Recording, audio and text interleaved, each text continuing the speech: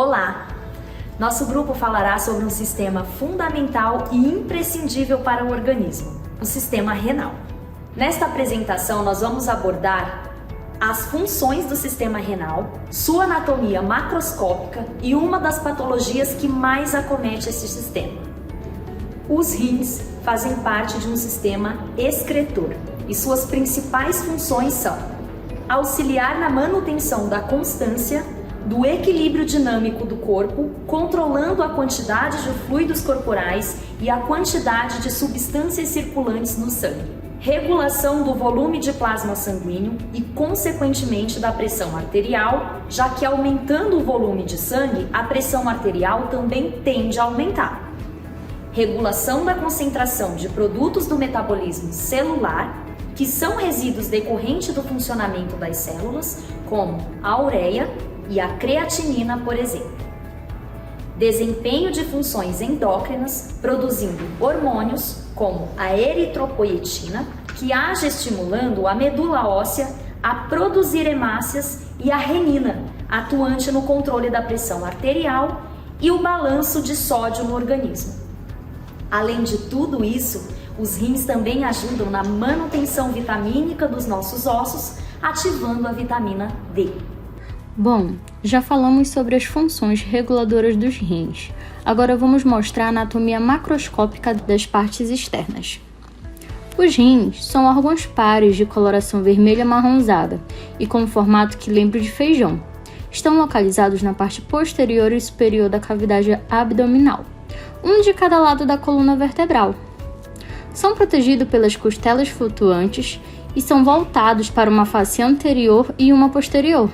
Também possui dois polos, superior e inferior. Bordas lateral, convexa e medial, côncava. Na borda côncava está localizado o hilo renal, uma depressão onde penetra o pedículo renal. O pedículo renal são todas as estruturas que conectam o que entra e sai do rim. Fazem parte do pedículo as artérias e veias renais, a pelve renal e os vasos linfáticos.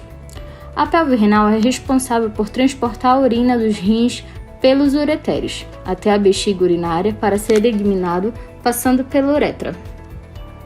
Agora vamos observar as estruturas internas dos rins.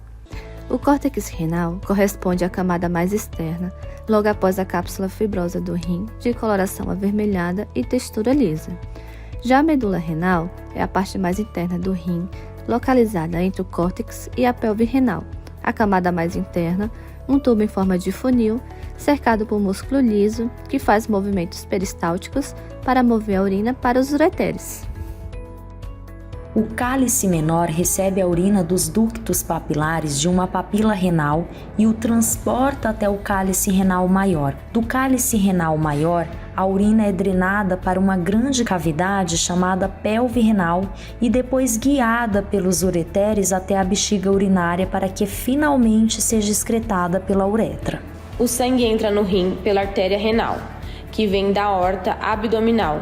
Dentro dos rins, a artéria renal se divide em artérias interlobulares, que se dividem em artérias arqueadas na transição entre o córtex e a medula renal. A partir das artérias arqueadas, ramificam-se as artérias interlobulares, que se subdividem nas artérias aferentes. Essas entram nos néfrons, as unidades funcionais dos rins. Os néfrons são responsáveis pela filtração do sangue e formação da urina. Cada rim contém aproximadamente 1 milhão de néfrons. Eles são formados por duas partes principais, o corpúsculo renal e túbulos renais, que são acompanhados pelos capilares peritubulares. O corpúsculo renal é formado por um enovelado de vasos sanguíneos, denominado glomérulo, e por uma cápsula chamada cápsula glomerular, que envolve o glomérulo.